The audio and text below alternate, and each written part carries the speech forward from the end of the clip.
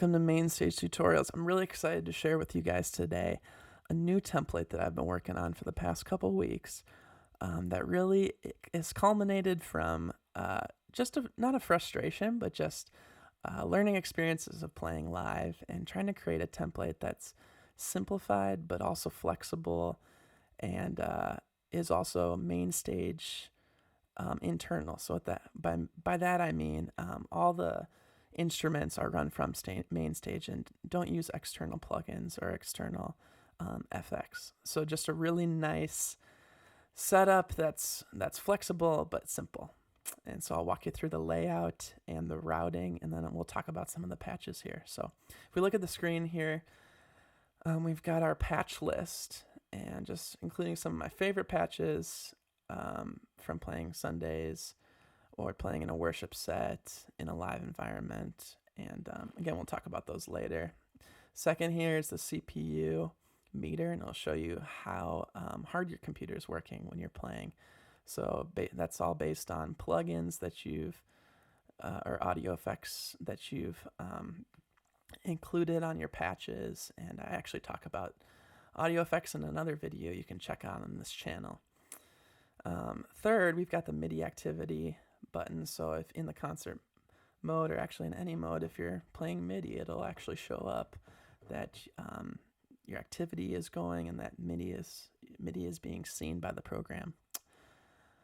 Next, we've got the output, so that'll actually show you how hot your signal is running, and can be helpful to even out sounds, but I usually typically do that just with my ears because there's kind of this thing in sound that, you know, a level might be different, but it sounds more intense, so your ears are the best tool for actually leveling out your sounds so that the front of house guy isn't blown away by one of your patches.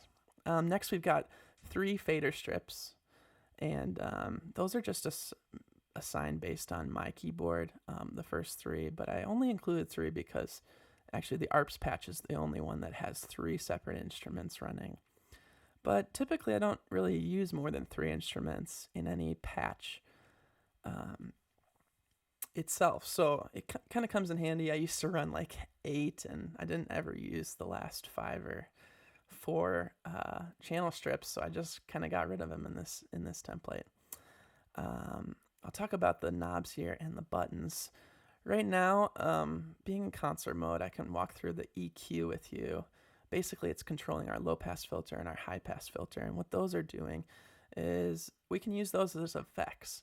So the low-pass filter essentially will take out the highs. So this can come in really handy when you're kind of going into an intimate part or need a more muted tone to the sound that you're playing with. Comes in really handy for pianos. I'll just kind of give you a demonstration of that in the piano section, but say we've got an open piano here. You know, we got good high end. Say we want to go into a verse, or even just a low part. So it's muting it.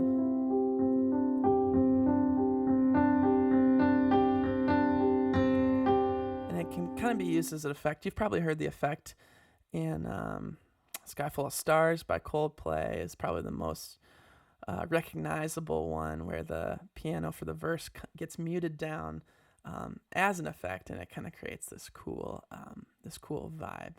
So that's really helpful if you don't want to be too present in the mix, or if you're playing behind someone who's speaking, it can be helpful to add that. The high pass filter, in the exact opposite way, creates space in the low end. So you don't want to fight with the bass sometimes, but you want your part to poke through, so maybe adding a high pass filter can be helpful and can kind of help the front of house person with their EQ management, as far as, you know, signals operating in certain zones. You will be outside of the 200 hertz and less zone. So that can be really helpful and can help your part stand out from time to time. The buttons at the bottom are for patch navigation. So we've got our up patch, so it's taking me down the set list, and then we've got the up. And then the default is one that I had recently because sometimes you just need to get to a patch or a piano or a pad right after a praise song or something where you're playing maybe a huge synth lead line and you need to still do the transition. So from wherever you are on the set, you can press this default button and it'll get you right back to piano. Really convenient when we're trying to protect the flow of worship and make sure everything is just flowing really well, and you're helping your worship leader out in that way. So finally, we're at the effects section. So we've got our delay and our reverb, and the mix buttons I've just assigned to my keyboard here, and they're controlling the actual, as you can see here in the lower right, they're controlling these two buses, delay and reverb, and they're controlling the mix level. So the amount of level here that in the sends, which is at 0 dB that I've sent to the buses, they're controlling how much of that delay affects the original or dry signal. So, and I've actually assigned 2 buttons to unmute these buses, as it were. So when on the screen here, when they're illuminated, that means they're unmuted, which means the delay and the reverb are active. So here's what that sounds like. I'll take that high pass filter off.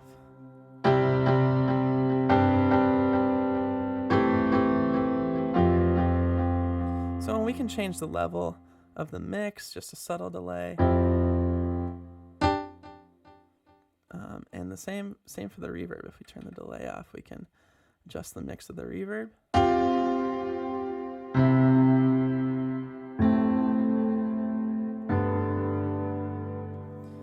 And it's all about creating that environment and creating that and meeting where the atmosphere is, and using delay and reverb as kind of tools in our tool belt to do that.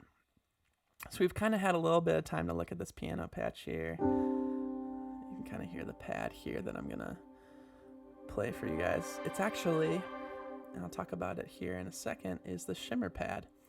And it's just a really nice pad to sit behind a piano or a Rhodes, so I've included on both those patches. The Rhodes here is just gorgeous, especially when you're playing with like low intensity, when you're not playing with a lot of attack from your fingers. It just can be a really nice subtle Rhodes sound. And if you want to dig in,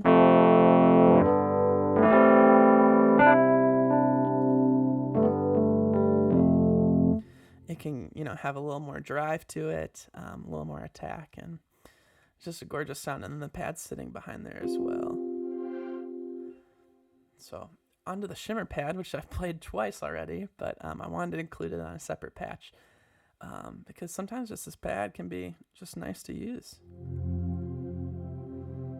So this is with the filter totally closed off, and as we raise the mod wheel up, it gets a little bit more intense.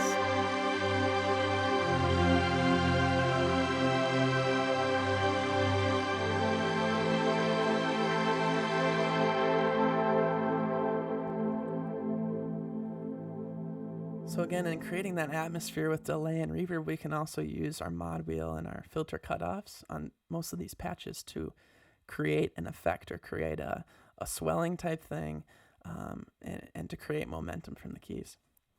So next is a Juno pad, which is exactly opposite of the Shimmer Pad. The Shimmer is just bright and airy, and the Juno is just thick and beefy. And with the filter all the way down,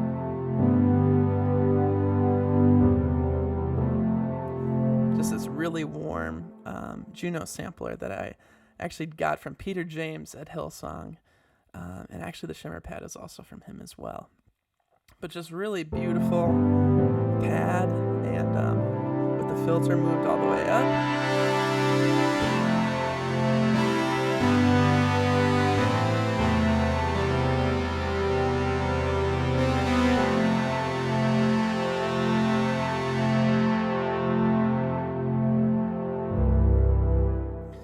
Really creates that just warm atmosphere, and can be used on songs like Trust or When the Fight Calls.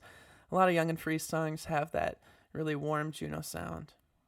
Next patch is the ARPS patch, and I used this one originally with the song Resurrecting, and just needed an arpeggiated patch that had some warm pads in it. And here's playing the actual hook of the song.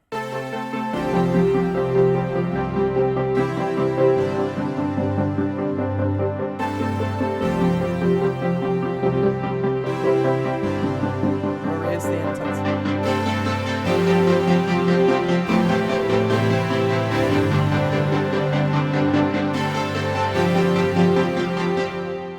So yeah, just right, I'll solo out each one. Here's the Juno. A little different sounding from the Juno Pad above, but still, it's got a little bit more attack. And it's got a little bit more mod on it, but another great sound. Here's the ARP.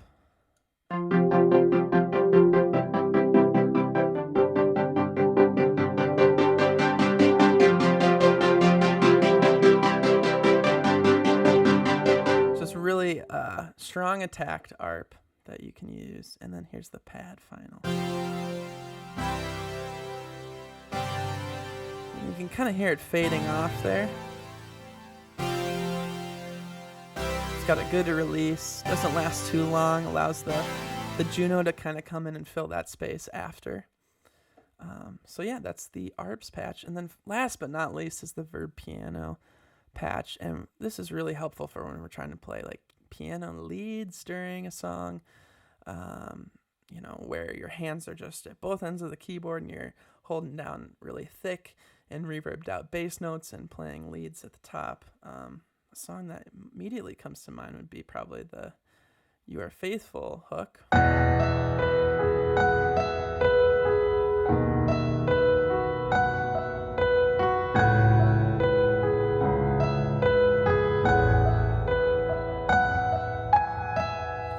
Just a nice, like, more compressed piano sound with a verb, and with, I don't even know, maybe I think I can do the tempo with that, but here's like with the delay and the reverb what it would sound like if you wanted to use the plugins.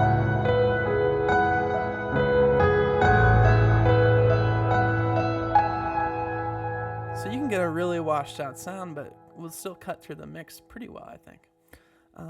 So yeah, those are all the patches and the layout, and hopefully just kind of a good instruction to how to use this template and how to set it up with your keyboard. And if you need to learn how to assign it to anything as far as using the layout mode to assign your knobs or your faders, you can check out a previous video I did on this channel. So thanks for watching.